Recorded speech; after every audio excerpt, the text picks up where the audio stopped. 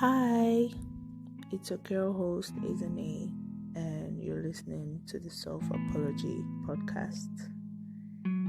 It's 1:41 a.m. in the morning, and I'm desperately hoping we do not have audio interruptions. Why? Because I'm at my dad's place in Sulere, and it sure never sleeps.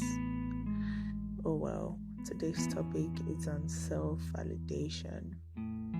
And with my proposed pattern, we'll be reading from page 87 and 88 from the section For Your Mind.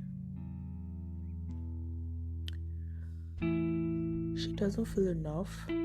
Life feels like a competition.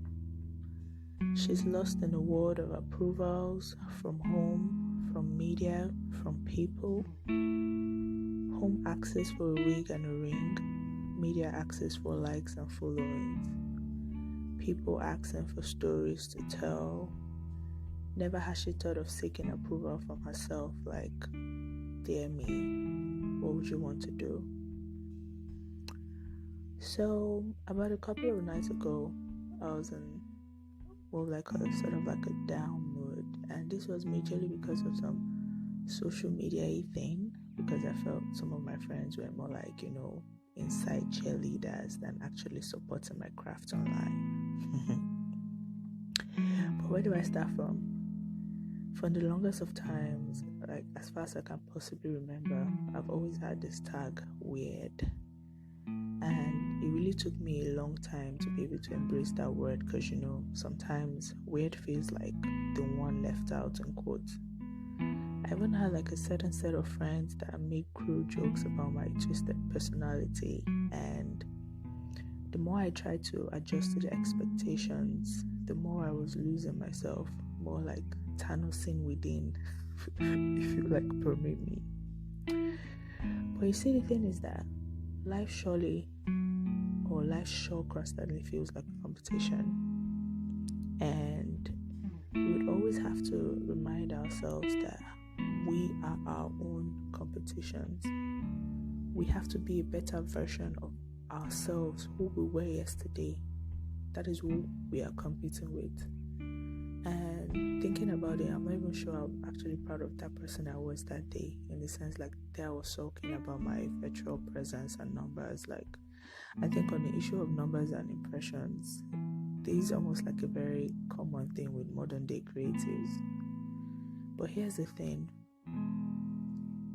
Your opinion matters. That's a very strong belief. Your opinion matters, but you should also have an open ear to criticism and advice. But it's more like you should be able to, develop that discerning skill to be able to know what comes out of love and concern, and one that is intended to make you feel bad for just being. Another big thing I really struggled with was who was staying and who was leaving, who I stopped calling, who was calling. Truthfully, I wasn't lucky to make great friends in my premature youth. Premature because I'm in my mid-20s. And that sort of made me feel ashamed. Sometimes I still feel that way. Like, is there something wrong with me? Or, you get me?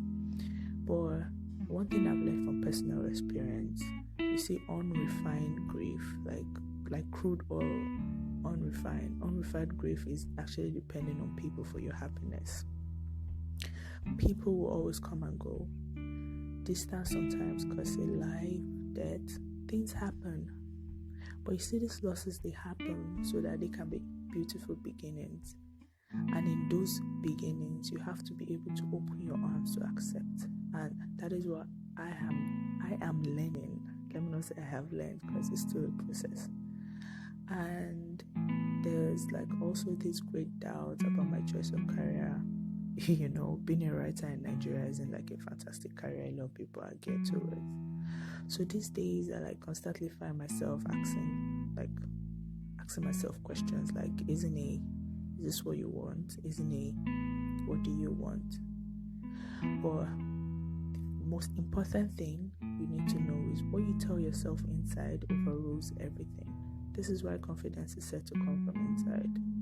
A simple illustration would be like a dress. Get me? Like, you see a dress, no matter the style, it's just not the same fit for everyone. Not like because the dress is altered or is dependent on the body shape, but it's just the energy, the confidence, how you carry it. That's all that matters.